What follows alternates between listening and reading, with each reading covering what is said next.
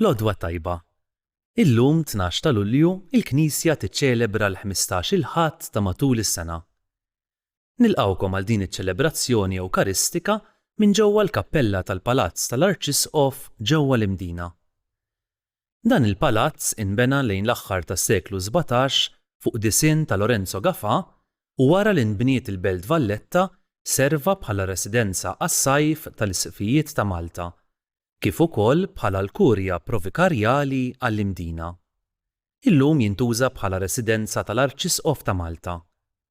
Fih insibu artal portabbli dedikat lil Madonna li jinsab f'alkova fis-sala prinċipali tal-palazz. Il-kwadru tiegħu jirrifletti tradizzjoni ikonografika tal-Madonna tal-Ħlewwa. Il-panelli tal-ġnub li jingħalqu juru iġbijat ta' San Pietru u San Pawl. L-arma li hemm fuq l-entratura prinċipali għal dan l-artal hi tal-Isqof Alferran de Bussan. Jiċċelebra din il-quddiesa l-Arċisqof Charles Scicluna.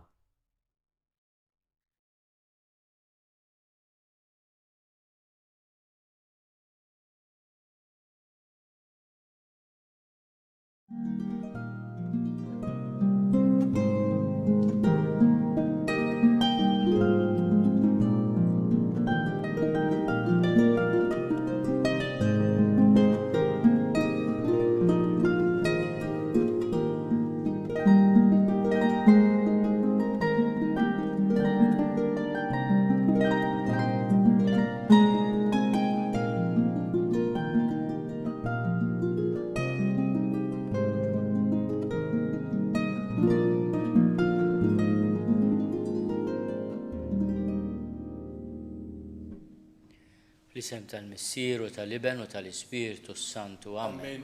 Il-paċi magħkom. U miegħek ukoll. Ta' kull sena bħal da żmien l-assoċjazzjoni mwaqfa mill-predeċessur tiegħi l-Arċisqof Mawru Karwana fi snin 30 l-Umtal torganizza pellegrinaġġ għall-morda l-volontira għall-Lourdes. Se jitilqu għada nawgurawlhom u nikkompanjawhom bit-talb tagħhom tagħna u nitolbuhom jitolbu għalina. Stidintom uħut minnhom biex ikunu hawnhekk magħna qabel jibdew il-vjaġġ u nixtieq nafda lid-djoċeżi tagħna f'idejn talb tagħkom.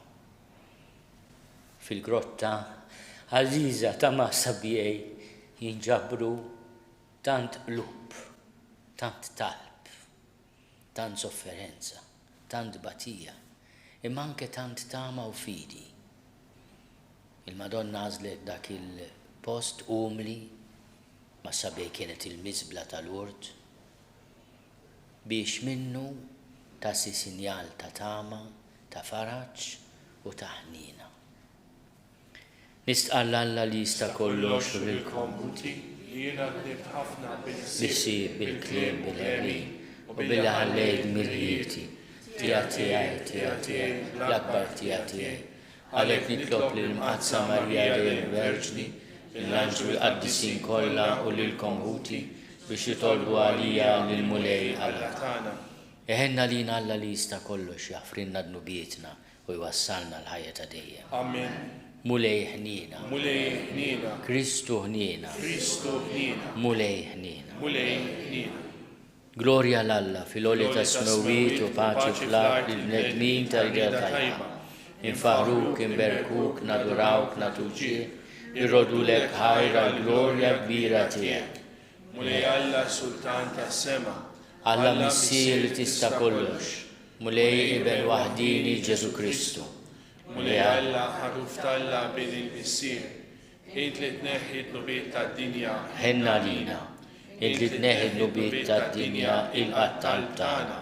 Int li qiegħed fuq l-lemin tal-Missier, ħenna lina, għaliex int waħdek qaddis, int waħdek Mulej, int waħdek il-għoli Ġesu Kristu, mal-Ispiritu Santu, fil-glorja tal-Missier Alla. Amen. Nitolbu. U Alla inti rid turi d-dawl tal-verità tiegħek lil dawk li jitbedu mit-triq it-tajba u hekk tajnhom jerġgħu jisibuha. Għamel kull min jistqarri u nisrani, ibiegħet minnu kull ma jtebba lil dan l-isem u jfittex biss dak li għamillu ġieħ.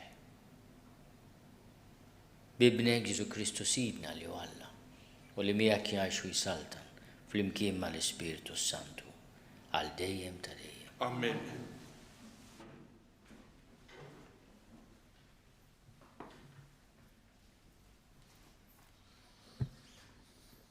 Qari mill-ktieb tal-profeta Eżajija. Dan jgħid il-mulej. Bħalma x-xita u s-silġ jinżlu mis-smawiet u ma jerġgħux lura mnejn ġew bla ma jsaqqu l-art, imma jġeluha tnissel u tnibbet u tagħti ż-żerriegħa lil min jiżra u l-ħobs lil min jiekol, hekk jiġri minn kenti. Hija toħroġ minn fommi u ma terġax lura vojta, imma tagħmel dak li jogħġob lili u tem dak li nkun batta tagħmel. Il-kelma tal-mulej, ir-rodda ħajr lill-Alla.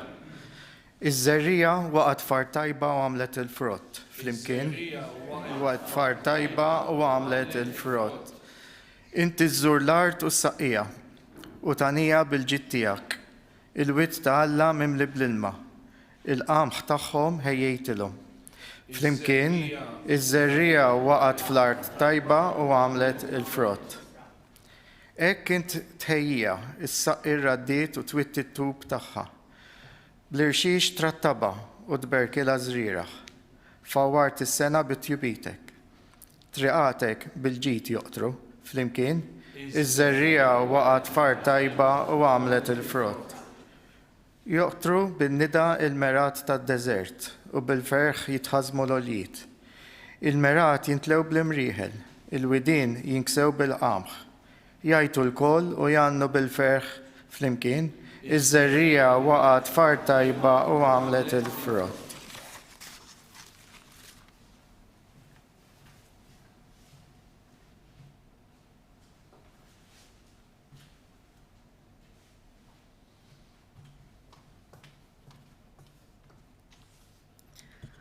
Qari mill-ittra ta' San Pawl Apostlu lir-Rumani. Ħuti, jiena għadni perswas li d-batijiet ta' issa m'għandhom xejn jaqsmu mal-glorja li qed tidher fina. Il-ħlejjaq kollha qegħdin jistennew ħerqana ir-rivelazzjoni ta' Wlied Alla, għaliex il-ħolqien jinsab taħt il-fruwa, mhux minn rajħ, imma minħabba dak li xeħtu taħta. Bit-tama li l-ħlejjaq huma wkoll qed ikunu meħlusa mill-jasar tat-taħsir u jiksbu l-ħelsien tal-glorja ta' Wlied Alla. Aħna nafu li l-ħolqien kollu għadu sissa jitniet bl-uġieħ tal-ħlas u mhux biss imma wkoll aħna li għandna l-ewwel frott tal-Ispirtu. Aħna wkoll nitnedu fina nfusna waqt li nistennew l-adozzjoni ta' wlied, il-fidwa ta' ġisimna. Il-kelma tal-mulej, ir-roddu ħajr lill-Alla.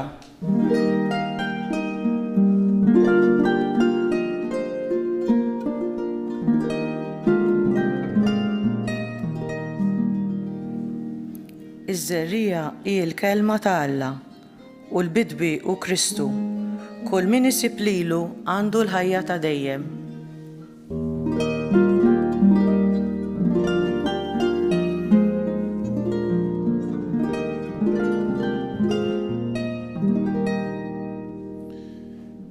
Il-mulej ma'kom, qari mill-Evanġelju skont San Mattew.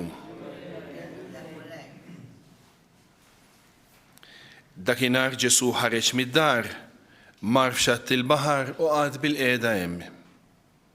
U nġabru madwaru folole kbar ta' nies illi kellu jitla' fuq dgħajsa u jinżel bil-qiegħda fiha. In-nies qagħdu l-koll wieqfa fuq ix-xatt u hu beda jkellimhom fuq bosta ħwejjeġ bil-parabboli. U għalilhom, darba wieħed midwi ħareġ jiżra. U għaw jiżra xi żerrijat waqgħu mal-mogħdija, ġew la safar u naqruhom kollha. Oħrajn waqgħu f'art kollha blat fejn ma kienx hemm wisq ħamrija u malajr nibtu għax il-ħamrija ma kienx fonda. Iżda mbagħad telet ix-xemx u nħarqu u nixfu għax ma kellhomx għerur. Oħrajn waqgħu qalb ix-xewk u x-xewk kiber magħhom u ħonoqhom. Imma oħrajn waqgħu f'ar tajba u għamlu l-frott minn 100, minn 60 u minn 30. Min għandu widnejn ħajsma'. Resqu lejh id-dixxipli u staqsew għaliex tkellimhom bil-paraboli. U weġibhom, għax lilkom ingħata li tarfu l-misteri tas-saltna ta' smewiet, iżda lilhom dan ma kienx mogħti. Għax kull min għandu jingħatalu jkollu żejjed ukoll, iżda min m'għandux jitteħidlu saħansitra dak li għandu. Jien għalhekk inkellimhom bil-paraboli, għax iħarsu kemm iħarsu ma jarawx, u jisimgħu kemm jisimgħu ma jifhmux. U hekk isseħħ fihom il-profezija ta' Iżajija li tgħid: tisimgħu kemm tisimgħu ma tifhmux u tħarsu kemm tħarsu ma tarawx.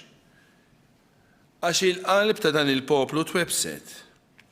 Kienu tqal biex jisimgħu b'widnejhom u għalqu għajnejhom li ma jmorrux jaraw b'għajnejhom u jisimgħu b'widnejhom u jifhmu b'moħħhom u hekk ibidlu ħajjithom u jiena infejjaw. Intom iżda, ħenjin għajnejkom għax qegħdin jaraw, ħenjin widnejkom għax qegħdin jisimgħu. Tassew ngħidilkom li bosta profeti u nies ġusti xtaqu jaraw dak li din taraw intom u ma rawx. U jisimgħu dak li din tisimgħu intom u ma semgħux. Mela, isimgħuha intom il-parabola ta' dak li ħareġ jiżra. Kull min jisma' l-kelma tas-saltna u ma jifhimix jersa' il-ħażin u jisraqlu dak li jkun inżera f'qalbu. Dan huwa dak li nżera mal-mogħdija. Dak li nżera f'art kollha blat huwa dak li jisma' l-kelma u jilqaħħa minnu fih bil-ferħ. Imma ma jkollux fih innifsu u għalhekk ftit iddum imbagħad jiġi fuq l-awċ jew isib min iħabbtu minħabba l-kelma u malajr jitfixkel. Dak li nżar qalb ix-xewk huwa dak li jisma' l-kelma. Iżda l-inkwiżżejjed tal-ħwejjeġ tad-dinja u l-ġibda għal ġid tal-art joħonqulu l-kelma li għalhekk ma tagħmilx frott. Dak li mbagħad li nżera f'ar tajba huwa dak li jisma' l-kelma u jifhimha u tassew u jagħmel il-frott.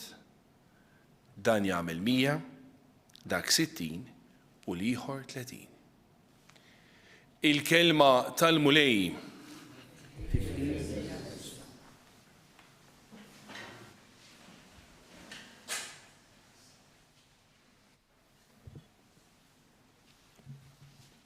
F'dan il-jum tal-mulej għandna l-privileġġ li huwa Ġesu stess li jispjegana l-parabola tiegħu, il-parabola ta' dak li ħareġ jiżra. Qegħdin fil-kapitlu 11 ta' San Mattew u Ġesu jibda sensiela ta' paraboli. Il-paraboli kienu t-tixbijat li Ġesu kien juża mill-esperjenza komuni tagħna l-bnedmin, imma permezz tagħha kien jolqot l-attenzjoni ta' dak li jkun, ċertu l-paraboli huma u għandhom eżagerazzjoni għat-tapposta biex jolqtu l-attenzjoni ta' min jisma' u Ġesu mbagħad permezz ta' din it-tixbija jew storja jgħaddi messaġġ li wieħed jibqa' jiftakru. Interessanti li Ġesu qiegħed f'xatt il-baħar fuq dgħajsa ma jitkellem fuq il-bdieba, fuq l-art. Imdawwar bil-baħar imma jitkellem fuq xi ħadd li qed iħares lejn iż-żerrija bħala sinjal ta' tama, imma irid jirrispetta wkoll ir-regola ta' dak iż-żmien li l-ewwel tiżra u mbagħad taħrat. Jagħmlu din is-sistema li l-ewwel il-bidwi iferrex il-żerrija tiegħu u mbagħad jaħrat bit-tama li bix-xita mbagħad ikun hemm il-frott kif jgħid Ġesu meta żerja taqa' f'art tajba. Ġesu meta jispjega din il-parabola jispjeganna wkoll ċertu livelli li fihom jista' jkun ninsabu aħna. Il-qalb jibsa. Il-qalb li tisma' u tinsa mal-ewwel. Jew inkella l-qalb li semat imma il-pis ta' din il-ħajja, il-ġibdiet ta' din id-dinja idalmu ix-xewqa tagħna lil Alla u la jisir ilna dak kollu li jixtieq jagħmel Alla fina. Imma Ġesu jitkellem ukoll dwar l-art fertili li tagħmel il-frott. Jatina wkoll sinjal ta' tama. Il-messaġġ ta' Ġesu mhuwiex negattiv. Imma bħal dejjem huwa messaġġ ta' mħabba. Qed jgħidilna li għalkemm hu jatina d-don tal-kelma tal-maħfra tiegħu, hemm parti li se tiddependi minna. Minni u minnek. U niftakar fi frażi qawwija ta' Sant Wistin li jgħidlek dak li ħalqek mingħajr ma kellek sem fil-ħolqien tiegħek ma jistax jisalvak mingħajr is-sem tiegħek. U allura hemm parti li rridu nagħmlu aħna l-aħwa.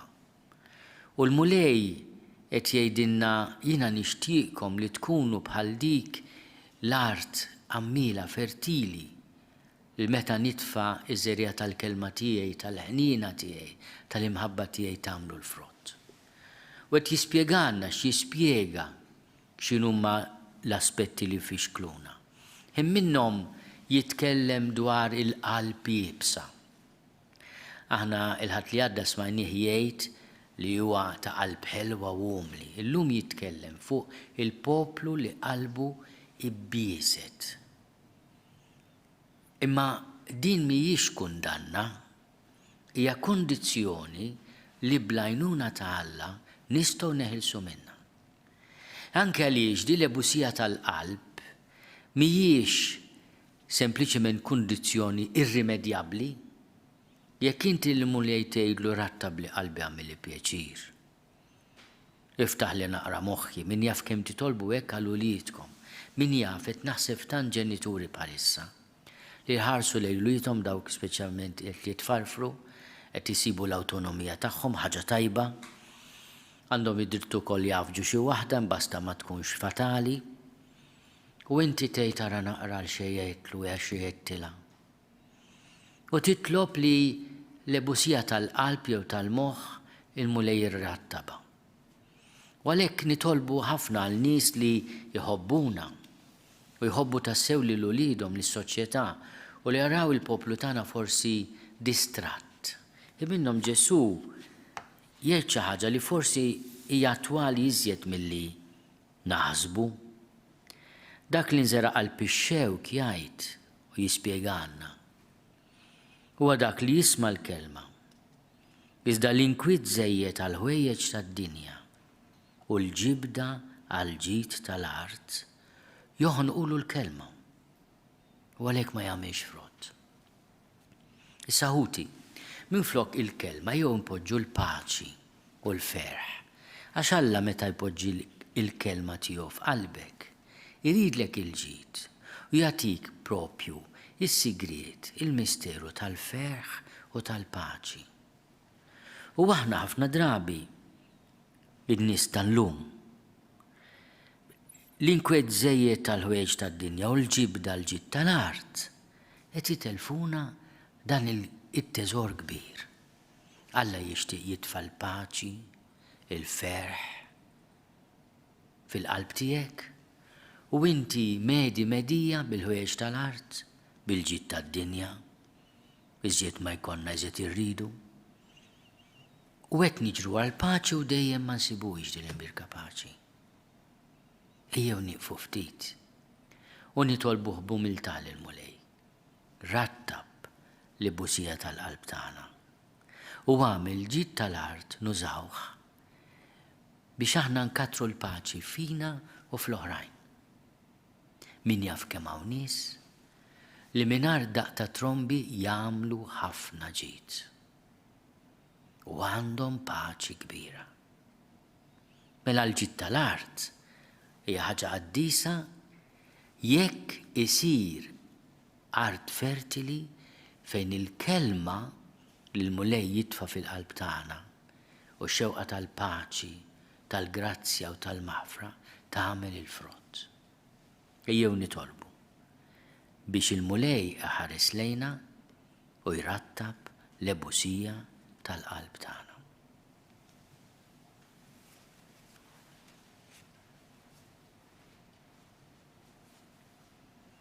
Jiena nemmen f'Alla wieħed il-Missier li jista' kollox, li ħalaq is-sema u l-art, dak kollu li jidher u dak li ma jidirx, u f'Mulej wieħed Ġesu Kristu iben waħdini ta' Alla, imnissel minn Missier qabel kull żmien, Alla minn Alla, dawl minn dawl, Alla veru minn Alla veru, imnissel mhux magħmul, natur waħda mal-Missier u bih sar kollox.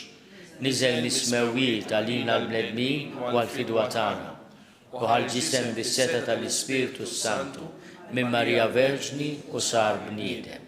Salbuh għalina bata ta' Ponzju Pilatu, miet u difnuh, u fit-tielet jum qam minn bejn l-umwiet skont il-kodba mqazza, u tela s-sema u qiegħed fuq l-emin tal-Missier, u għandu jerġa' jiġi bil-glorja biex jagħmel ħaq mill-ħajjin u mill-mejtin, u s-salbna tiegħu ma jkollix tmiem.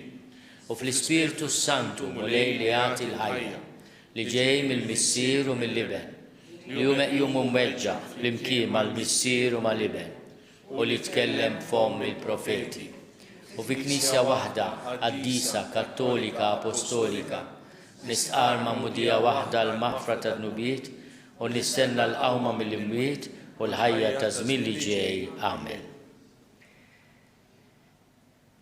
Ejjew fid-dawl ta' din il-kelma ta' Ġesu nitolbu biex il-mulej fil-ħina tiegħu irrattab l-ebusija tal-qalb tagħna.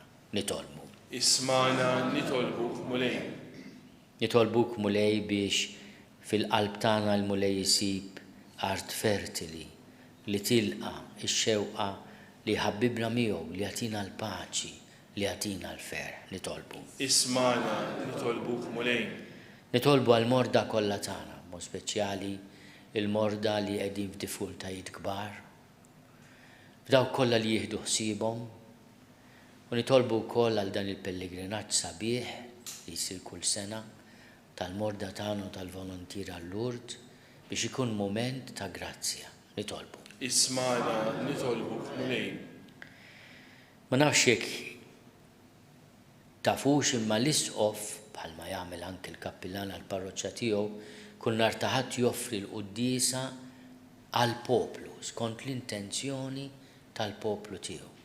U għalhekk tajjeb li kull nhar ta' ħadd meta inxandru l-quddiesa tifhmu li qed noffriha għall-intenzjonijiet kollha tagħkom tal-poplu kollu tiegħi. U għalhekk tajjeb li f'dan il-mument ta' skiet, nagħmlu mument ta' skiet, kulħadd jagħmel l-intenzjoni tiegħu għax l-isqof huwa d-dover tiegħu bħala raj kull nhar ta' ħadd joffri l-quddiesa ngħidulu pro popolo għall-poplu tiegħu għall-intenzjonijiet tagħkom.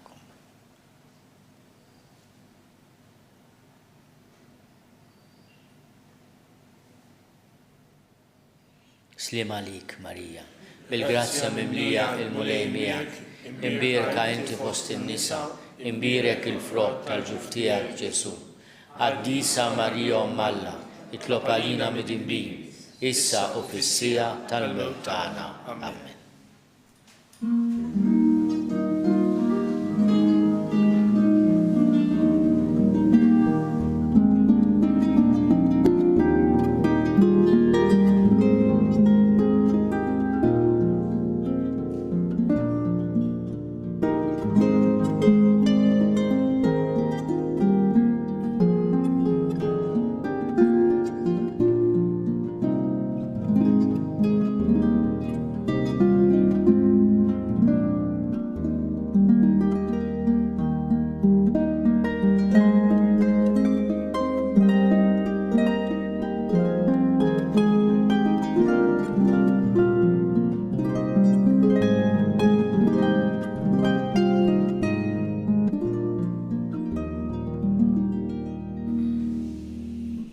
Itolbu ħuti biex is-sagrifiċċju tiegħi u tagħkom ikun joġob lill-Alla l-Missier li jista' kollox. Jilqalmu lej minn idejk is-sagrifiċċju għat-tifħir u l-glorja ta' ismu għal-ħtiġijiet tagħna u tal-Knisja mqazza kollha tiegħu. Ħares mulejn lejn l-offerti li l-Knisja qiegħda tagħmillek hija u titolbok. U għamel il-poplu fidil tiegħek jieħu minnhom is-saħħa biex jikber fil-qdusija bi Kristu Sidna. Amen. Il-mulej magħkom. Miegħek ukoll. Nerfo lubna l-fuq. Il-mulej. Niżuħaj il-mulej Alla tagħna. Ek sewwa xira. Sewwa u xieraq tas-sew mulej missier qaddis. Alla ta' dejjem li tista' kollox. Tajjeb u taġid tas-salvazzjoni tagħna li dejjem u kullimkien irrodulek ħaj bi Kristu Sidna. Int ħlaqt id-dinja b'kull ma fiha wa qassamt il-jiem u żminijiet. Sawart il-bniedem skont iġbija tiegħek u qedtu fuq l-ġubijiet tal-ħolqien biex fismek jaħkem fuq l-ħlejjaq kollha u jfaħrek bla qiegħda fl-emejjel kbar tiegħek. Għalhekk flimkien ma' l-anġli kollha aħna wkoll infaħruk u b'ferħ kbir intennulek. Qaddis, qaddis, qaddis, li Alla tal-eżerċiti, ismewtu l-art mimlija bil-glorja tiegħek. Osanna fl-oli ta' smewit, imbirek minn ġej fissem il-mulej, Osanna fl-oli ta' smewit. Qaddis ta' sewint mulej inti lajn ta' kull qdusija. Qaddis għalhekk nitolbuk dawn l-offerti bil-barka tal-Ispirtu tiegħek biex isiru għalina il-ġisem u d-dem ta' Sidna Ġesu Kristu. Li meta kien se jingħata biex minn rajħibati, ħal-ħobs, ratti l-ħajr, qasam. Tal id-disċipli tiegħu qal, ħudu u kullu l-koll minn dan, għax dan huwa ġismi li jingħata għalikom.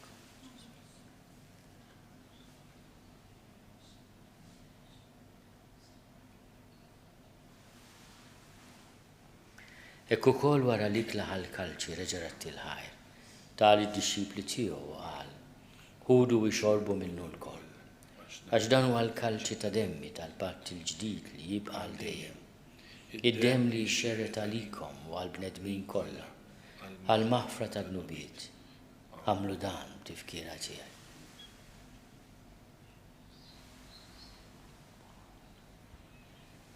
Dan hu l-misteru tal-fidi. Inħabru l-mewt tiegħek mulej, xandru bil-ferħ l-qawmin tiegħek, nistennew sa ma tiġi fil-glorja. Għalhekk aħna nagħmlu dan tifkira tal-mewt u l-qawmin ta' Sidna Ġesu Kristu. Nofrulek mulej il-ħobs tal-ħajja u l-kalċi tas-salvazzjoni. U rodulek ħajra xoġbok tilqana u qudiemek biex naduk. U miċ-ċokontana nitolbu li l-Ispirtu Santu jaqadna b'ġisem wieħed lilna li nieħdu sehem il-ġisem u d-demm ta' Kristu. Ftakar mulej fil-Knisja tiegħek imxerda mad-dinja kollha u wettaqa fl-imħabba flimkien mal-Papa Iljun, mal-Isqof tagħna Charles, mal-Isqof Joseph Letjenu u mal-Ministri tiegħek kollha. Ftakar ukoll fħutna li raqdu bit-tama tal-qawmin. Ftakar fil-mejtin kollha, daħħalhom quddiemek fid-dawl tas-sebħ tiegħek. Ħenna lina l-koll nitolbuk għatilna wkoll il-wirt tal-ħajta dejjem flimkien mal-Verġni Mqazza, Om Alla Marija, ma' San Giuseppe, mal-Apostli u mal-Qaddisin kollha illi jgħixu fil-ħbiberija tiegħek sa mill-bidu tad-dinja. Għamel li magħhom infaħruk u nsebħuk Ġesu Kristu ibnek. Bi Kristu ma' Kristu fi Kristu. Jingħata lilek Alla Missier li tista' kollox flimkien mal-Ispirtu Santu, kull ġieħu glorja għal dejjem ta' dejjem. Amen. Ejjew nitolbu. Kif għallimna ridna nagħmlu li ben ta' Alla Ġesu għas-salvazzjoni tagħna.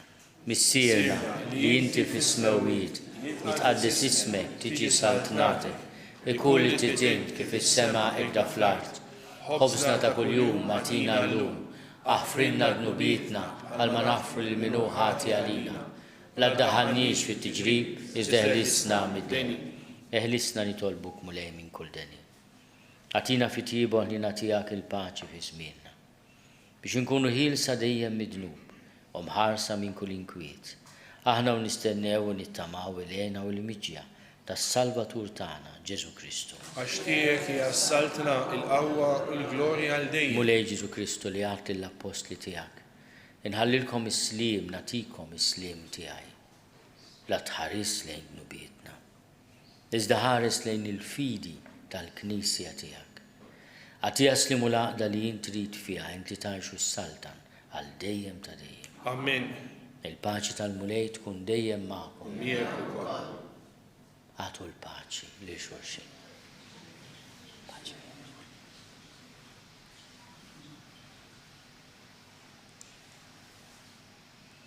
Il-ġisem fl-imkien mad-dem ta' Sidna Ġesu Kristu ikunu jiswew lilna li sintqarmu bihom għal ħajja ta' dejjem. Ħaruf talla li tneħidnu bit ta' dinja ħenna lina. Ħaruf talla li tneħidnu bit ta' dinja ħenna lina. Ħaruf talla li tneħidnu bit ta' dinja għatina il-paċi. Mulej Ġesu Kristu bin Alla l-ħaj. Bil-mewt tiegħek kif rid minnek il-missier u bil-ħidma tal-Ispiritu Santu. Intajt il-ħajja lid-dinja.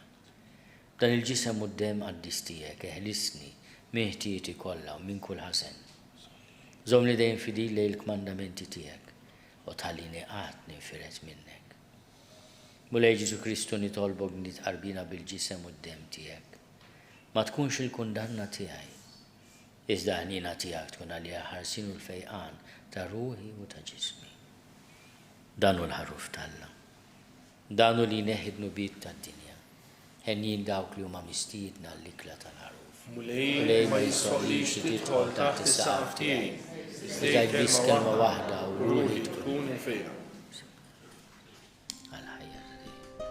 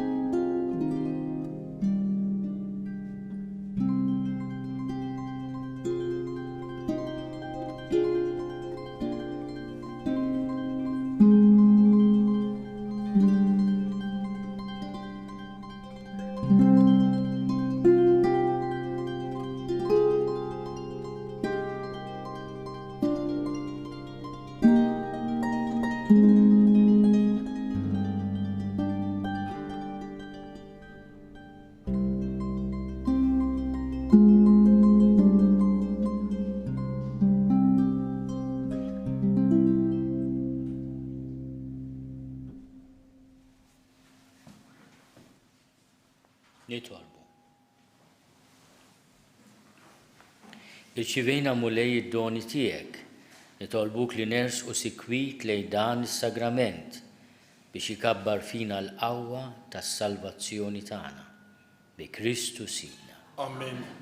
Fil-waqt li nawguralkom il-pellegrinaġġ tajjeb nitolbukom tassew titolbu għalina l-pajjiżna għal-paċi fid-dinja. Il-mulej magħkom. U miegħek ukoll. Iberikkom Alla li jista' kollox, il-Missier u l-Iben u l-Ispiritu Santu. Amen. Morru fil-paċi ta' Kristu. Irroddu ħaj lil-Alla.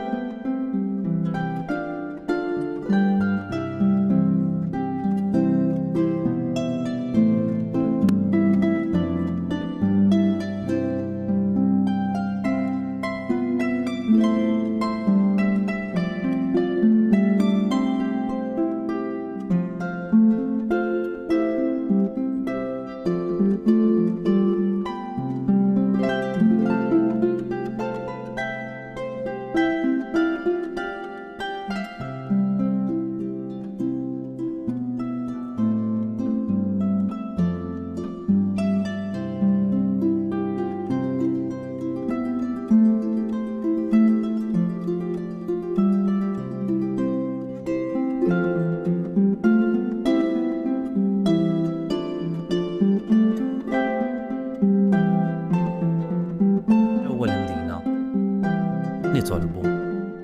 Mulej Ġesu, birek u ħsieb lil daw kollha li llum qed jaħdmu għal ġid u servizz ta' ħutna. Għatihom is-saħħa u kompli mlihom bi-spiritu ta' dedikazzjoni u ta' impenn qawwi. Bi Kristu Sidna. Amen.